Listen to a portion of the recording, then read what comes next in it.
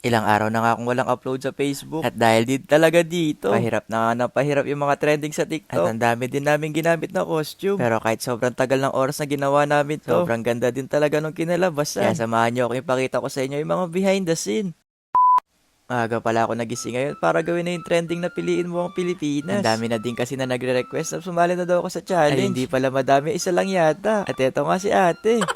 Sobrang inaantok pa nga ako. Kaso nga lang kailangan ko nang bumangon kasi ilang oras na lang magsisimula na kami. Gumawa na din pala kami ng costume kahapon. Kaya itong video nga na to kahapon pa to. Kailangan din namin kasing asikasuhin ngayon para kinabukasan mag-shoot na lang din. Yung una nga namin pinuntahan. Dito na din sa designer ko na gumagawa ng damit. Marami nga siya magkakaiba ng barong. Kaya marami rin kaming pagpipilian. Kakaiba nga to mga guys. First time ko lang din makakasuot ng gantong klaseng damit. Ang ganda nga ng damit. Para bang pang sinaunang panahon. Yung bang pang mayaman na sumasakay ng kalesa. Chot. Ang ganda rin itong pangalawang barong. Kasi yung ibang simbolo nga ng Pilipinas, nakapinta siya sa mismong damit. Kaya kapag suot mo nga tong barong, malalaman mo talaga